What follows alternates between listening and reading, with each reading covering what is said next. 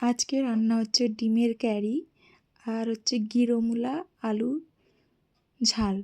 গিরোমুলা নেপালে এটা একটা সবজি, একে ইন্ডিয়াতে কি বলে এটা আমার জানা নেই।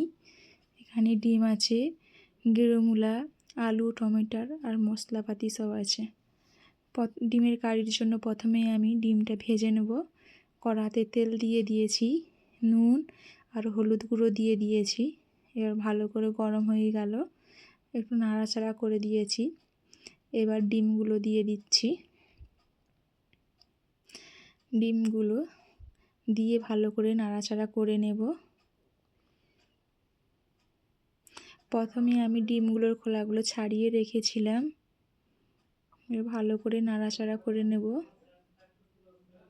নাড়াচাড়া করে নিচ্ছি ডিমগুলোকে।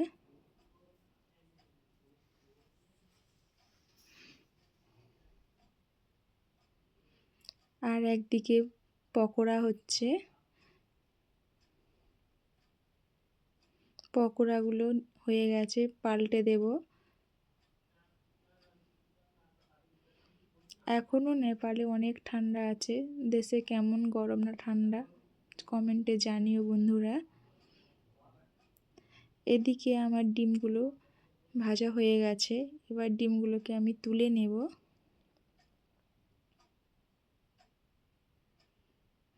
তোলা হয়ে গেছে, প্লেটের মধ্যে আমি তুলে নিয়েছি।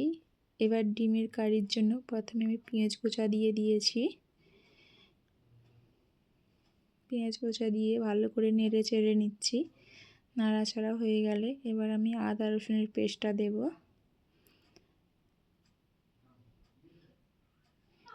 এদিকে পকোড়াগুলো হয়ে এসছে, পকোড়াগুলোকে আমি তুলে নেব।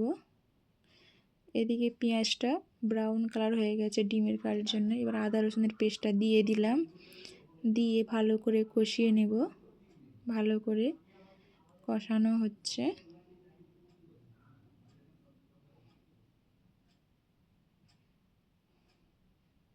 এদিকে আদা রসুন পেঁয়াজ দুটোই ভালোভাবে কষানো হয়ে গেছে। এবার আমি টমেটোর কুচি রেখেছিলাম, টমেটোর কুচি দিয়ে দিলাম। এবার এতে আমি ভালো করে একটু হালকা নেড়ে চেড়ে নিচ্ছি। এবার এতে দিয়ে দেব লঙ্কা গুঁড়ো, হলুদ গুঁড়ো আর নুন। প্রথমে কাঁচা লঙ্কা কুচিগুলো দিয়ে দিয়েছি, এবার লঙ্কা গুঁড়ো, হলুদ গুঁড়ো, নুনটাও দিয়ে দিলাম।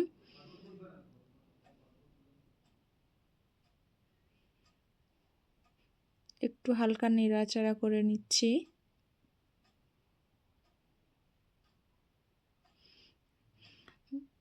মশলা বেটে রাখার জল হালকা দিয়ে দিলাম। এবার ভালো করে মশলাটাকে কষিয়ে নেব।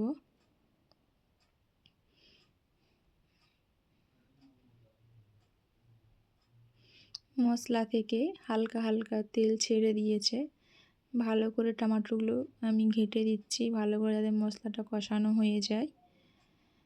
দেখতে পাচ্ছেন বন্ধুরা, মশলাটা ভালোভাবে এদিকে কষানো হয়ে গেছে।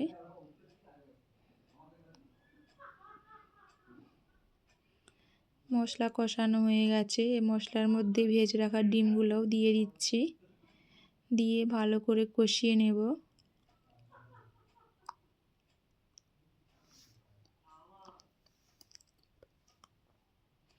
এদিকে ডিমগুলো বেশ ভালোভাবে কষানো হয়ে গেছে।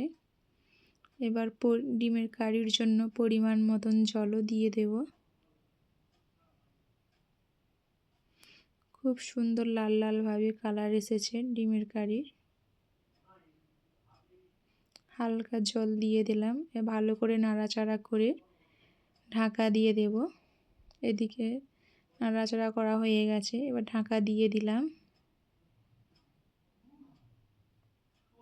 খুলে দেখব ডিমের কারিটা ভালোভাবে ফুটে গেছে, একদম তৈরি। এবার ভালো করে নাড়াচাড়া করে আমি ডিমের কারিটা নামিয়ে নেব।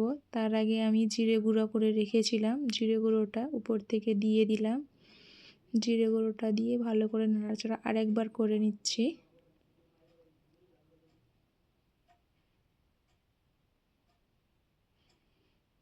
ডিমের কারি তৈরি, জামের মধ্যে রেখে দিলাম। এদিকে পকোড়াগুলোও ভাজা হয়ে গেছে।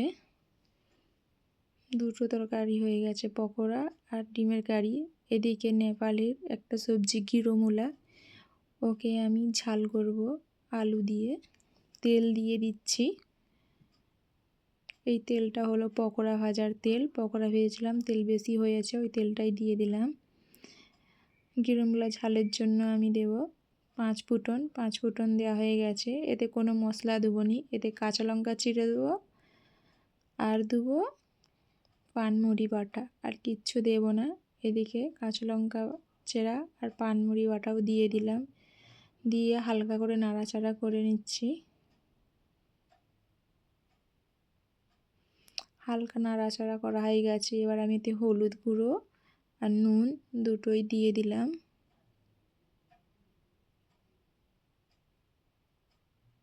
দিয়ে হালকা করে জলও দিয়ে দেব। নাড়াচাড়া করে নিচ্ছি। এবার হালকা জলও দিয়ে দিলাম। ভালো করে মশলাটাকে কষিয়ে নিচ্ছি। কষানো হয়ে গেলে কেটে রাখা গিরোমূলা আর আলু দিয়ে দেব। কষানো হয়ে গেছে। এবার গিরোমূলা আর আলু দিয়ে দিচ্ছি।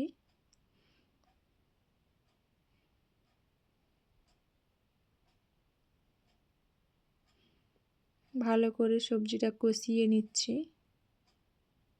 কষানো হয়ে গেছে। কষানো হয়ে ঢাকাও দিয়ে দিয়েছিলাম। এবার ঢাকাটা খুলে দেখলাম এতে কোনো জল অ্যাড করা হয়নি। সবজিটা এমনি স্লো আছে, ভালোভাবেই হয়ে যাবে। আবার নেড়ে চেড়ে ঢাকা দিয়ে দিলাম। খুলে দেখলাম সবজির জলগুলো যে বেরিয়েছিল সেগুলো সব শুকিয়ে গেছে। এবার ভালো করে নাড়াচাড়া আরেকবার করে নিচ্ছি। এবার সবজিটা এখানে কমপ্লিট। এবার আমি প্লেটের মধ্যে রেখে দিলাম।